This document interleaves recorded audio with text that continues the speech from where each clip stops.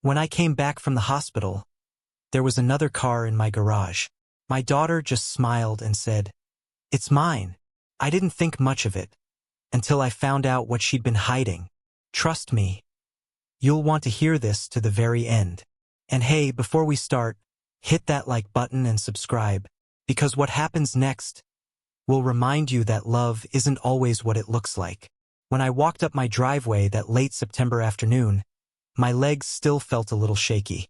The hospital had been kind enough to send me home with a stack of papers and a smile. But home is where the truth lives, and I was nervous to see how much had changed while I was gone. The garage door was half open. For a moment, I thought someone had left it like that by accident. Then the sun caught on something glossy inside and my heart did a small, confused flip. There was a car I didn't recognize, new, clean, the kind of car dealers put in magazines. It was parked beside my old sedan, which had been sitting there for years, a faithful thing with a dent in the bumper from when I backed into the mailbox. I stood at the top of the driveway, clutching the duffel bag the hospital had sent home with me. The bite of the September air felt sharp and real. I had imagined coming back and seeing my life exactly where I'd left it.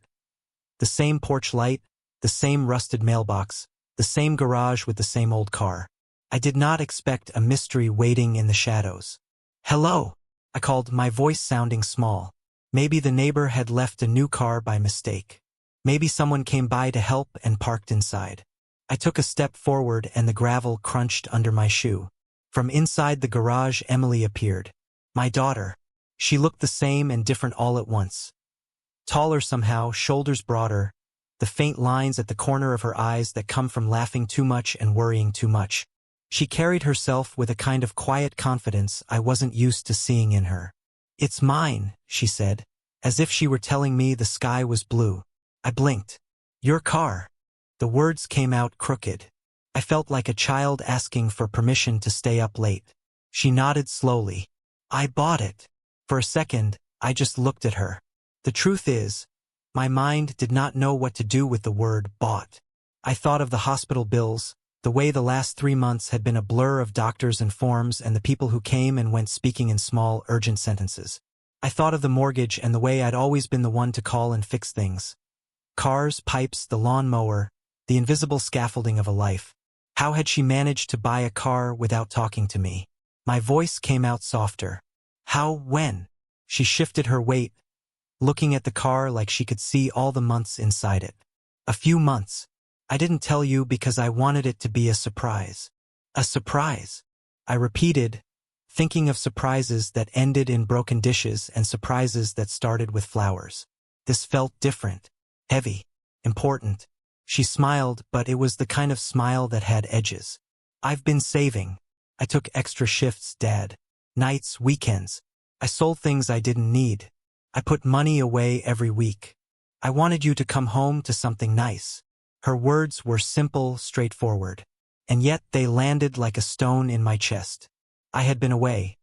Blood tests and scans and a steady parade of worried faces, and while I was fighting to hold myself together, she had been fighting her own fight quietly, behind the scenes. I felt a sudden swell of pride and an even larger swell of guilt. Pride because my daughter had become someone who could plan, save, and act. Guilt because I hadn't known how hard she was working, because I had thought I needed to protect her and instead she had been doing the protecting in her own way. I walked closer to the car. The paint was a deep, honest blue. Its tires were clean. The interior smelled faintly of new leather. On the passenger seat sat a card with my name on it. My hand trembled when I reached for it. Inside the card were a few lines in her handwriting. "Welcome home, Dad. You can drive it if you want. Love, M." No addresses, no explanations, just that tiny, careful love note. I looked up at her. She folded her arms like someone standing between herself and an uncertain world. "I wanted to do something to make you smile," she said. "You came back, and I thought, this will help." Help. The word hung in the air. I thought of hospital rooms, of the dull ache I'd been carrying, the way the nights had felt long and full of small fears. I thought of how little things can mean the most. A new car, to someone who has been scared of getting around alone, might be more than transportation. Could be freedom, could be reassurance. For a long time, we just stood there. A father who had been away, a daughter who had been working beneath the radar, and a shiny blue car between us like a bridge. The next morning, sunlight streamed through my bedroom window like it was trying to remind me that life keeps moving, whether you're ready or not. I sat at the edge of the bed, staring at the folded hospital discharge papers on my nightstand. The smell of coffee drifted from the kitchen downstairs. Emily's doing. It had been 3 months since the heart attack. 3 months of fluorescent lights, slow beeping monitors, and too many whispered conversations that ended in "thank God he made it." Coming home felt like waking from a long, strange dream, only to realize that your house had learned to live without you. I moved carefully, one step at a time, holding the stair rail tighter than usual. Emily was in the kitchen, hair tied up, humming softly to a country song on the radio. When she saw me, she grinned. "Morning, Dad. I made you oatmeal. The doctor said low sodium, right?" Her cheerfulness made me smile and ache all at once. "You remembered." "Of course," she said. "I read everything they sent home with you." I sat down at the kitchen table, noticing the faint smell of new car wax coming through the open window. The blue car was still in the driveway, shining like a promise I didn't quite understand. After a few bites, I cleared my throat. "So, about that car." She froze, spoon halfway to her mouth. "You don't like it?" "It's not that," I said quickly. "It's beautiful. It's just, how did you afford it, Em?" Her eyes flicked toward the window. "I told you, I saved." "I know," I said softly. "But that's a lot of saving." There was a pause, a long one. Then she put her spoon down. "I took out a small loan too," she admitted, "just to finish the payment. I'm managing it fine, Dad. I promise." My chest tightened, not from pain this time, but from worry. "A loan? You didn't have to do that. You should be thinking about your own future, not—" She cut in gently. "You are my future, Dad." That hit me harder than any lecture a doctor could have given. She looked at me with those steady, patient eyes, the same eyes that once asked for help tying her shoes, now filled with the weight of adult choices. "I just wanted you to see something good when you came back," she said. "After everything that happened, I needed to prove to myself that I could take care of things if I had to." Her words made me sit still. I'd always seen myself as the protector, the one who worked, paid the bills, fixed the leaky faucets, and made sure the car ran. But now the roles had quietly shifted. Somewhere between my last heartbeat in that hospital and this morning's first sip of coffee, my little girl had become the strong one. Still, part of me couldn't let go of the unease. "You should have told me," I said softly. "I wanted to," she said. "But you were so weak, Dad. I didn't want you worrying about something small like money when you were fighting to live." "Something small?" I chuckled weakly. "You bought a car, Em. That's not small." She smiled, the corners of her mouth tugging upward. "Well, it's mine, but I kind of thought of it as ours. You'll need something reliable now that the old sedan barely runs. We can share it." Her words sank in slowly, ours. I hadn't realized how much I'd missed that sound. The warmth of a family word, something that made home feel alive again. After breakfast, she tossed me the keys with a grin. "Want to go for a ride?" The metal clicked in my palm. Smooth, unfamiliar, heavier than it looked. I stared at it for a moment before nodding. "Sure. Let's see what this beauty can do." Outside, the morning air was crisp, the sky wide and forgiving. She helped me into the passenger seat like I was the child now, fussing with the seatbelt and adjusting the vents. The engine purred to life, quiet, confident. As we drove through the neighborhood, I noticed how easily she handled the car. One hand steady on the wheel, the other resting near the gearshift. She'd grown up right under my nose, and I hadn't even noticed. At a stoplight, I turned to her. "You've done good, Em." She smiled without looking over. "Thanks, Dad." And for a brief, quiet moment, everything felt right again. Like time had slowed down to let us breathe. The hospital, the fear, the nights of pain. All of it seemed far away. There was only the sound of the road, the hum of the engine, and the small miracle of sitting beside my daughter, alive and grateful. But as we turned onto Maple Drive, I caught sight of something that made my stomach tighten again. A man standing on the sidewalk, waving slightly, his eyes meeting Emily's for just a second too long. She pretended not to notice, but I did. And right then, I knew there was more to the story of that car than she was telling me. The man's face stayed in my head long after we passed him. He looked to be in his 30s, maybe a little older, the kind of man who's lived just enough life to look tired even when he smiles. He waved once, casually, but there was a flicker of familiarity in it. Emily's knuckles tightened on the steering wheel for half a second before she changed the subject. "Want to stop by the park?" she asked, her voice a little too cheerful. "Sure," I said slowly, but my mind was still tracing that wave, that brief connection between them. I didn't say anything, not yet. We parked near the lake, where the early autumn trees were starting to blush red and gold.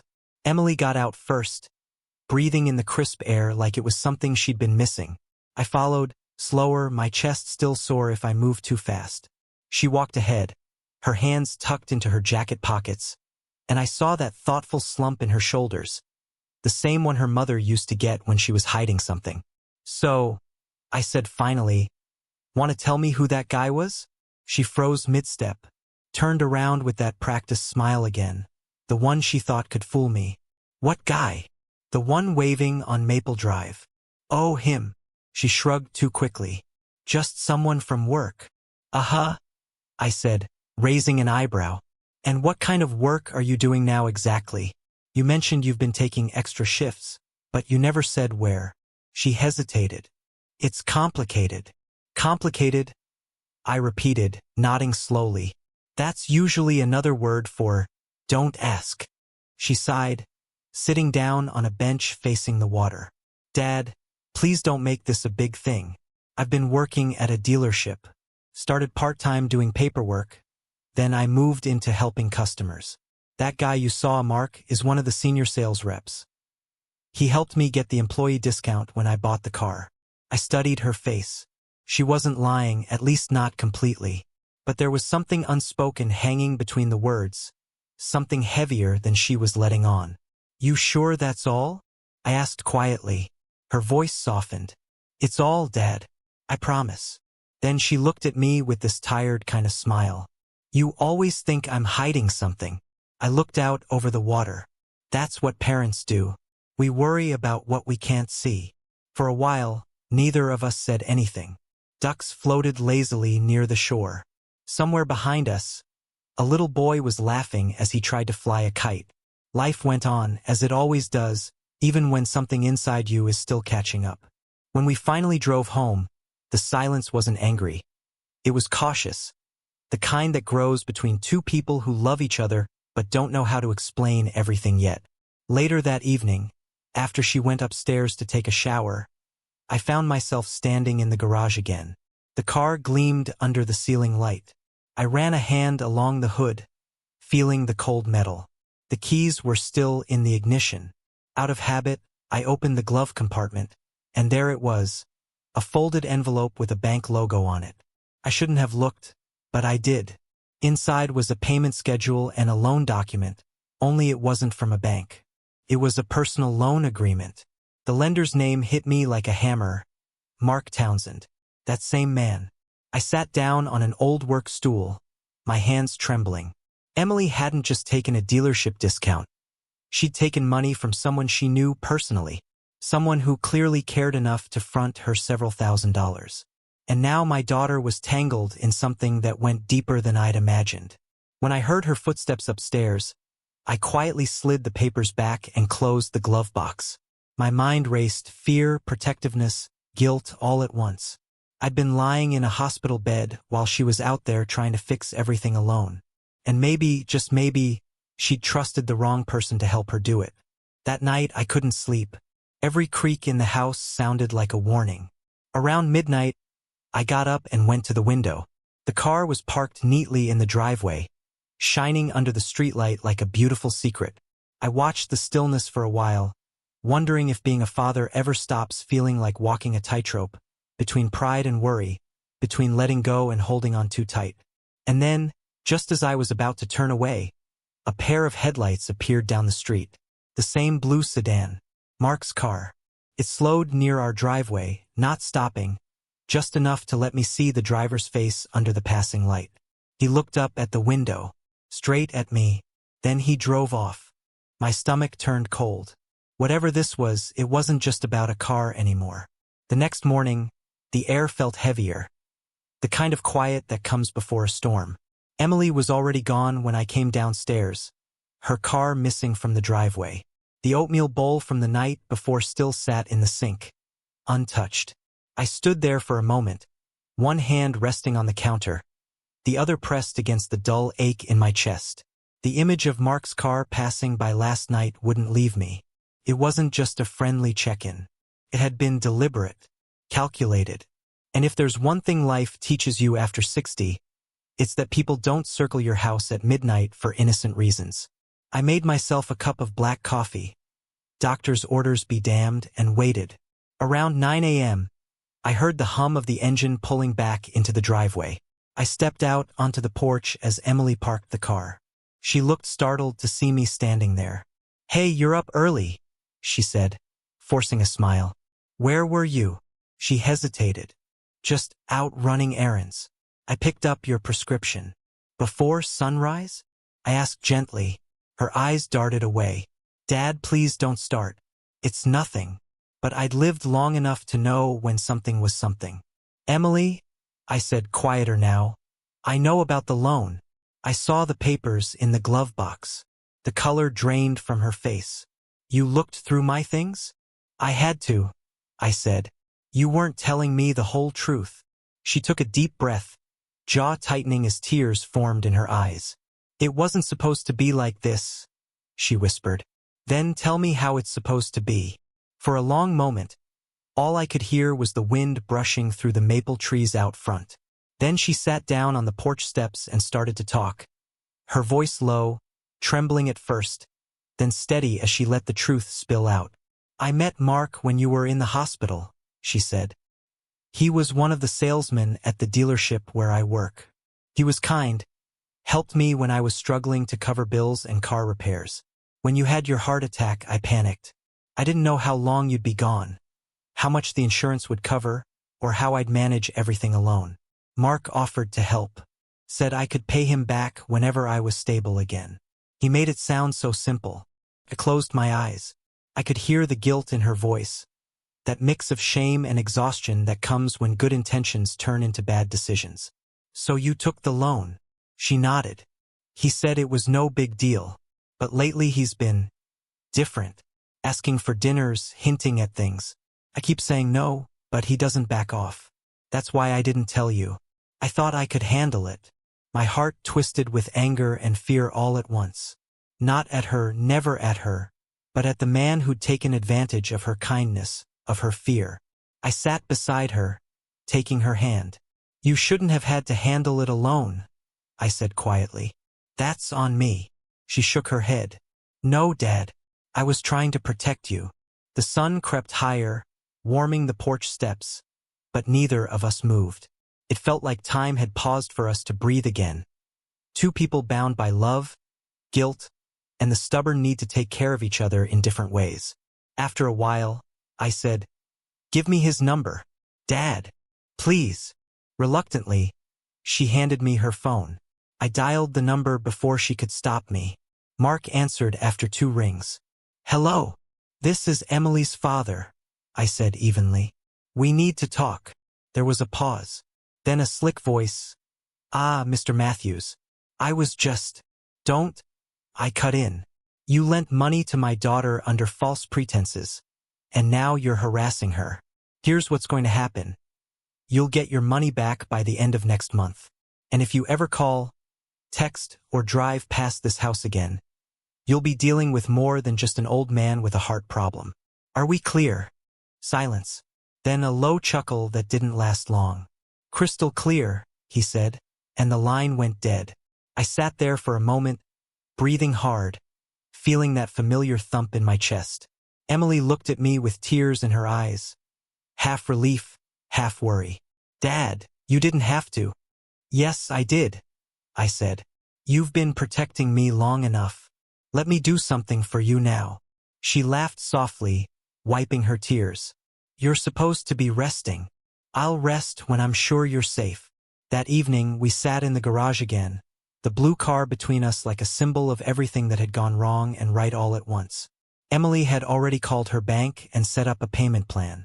The loan was being transferred, legitimate this time. The mess was being cleaned up. But more than that, something had shifted between us. I looked at her, really looked, and saw not the little girl who used to beg for bedtime stories, but a woman who'd carried more than she should have, who'd learned to stand tall even when she was scared. You know, I said quietly, you remind me of your mom. Stubborn, brave, and always thinking she has to fix everything herself. Emily smiled faintly. Guess I learned from the best. We both laughed then, a real laugh, the kind that pulls the weight off your chest for a little while. Outside, the sun began to dip below the trees, painting the sky orange and gold. I reached out and touched the car's hood. It's a good car, I said. She nodded. Yeah, it is. Maybe, I added, glancing at her. It's time I learned to let someone else take the wheel for a while. She smiled, eyes glistening. You've earned that, Dad. As the garage light flickered and the day gave way to twilight, we stood side by side. No secrets left between us, just the quiet peace of two people who'd finally learned how to trust each other again. And for the first time since I'd come home from the hospital, I felt something I hadn't felt in months, safe. Safe because I knew, no matter what roads lay ahead, my daughter could drive us both through them.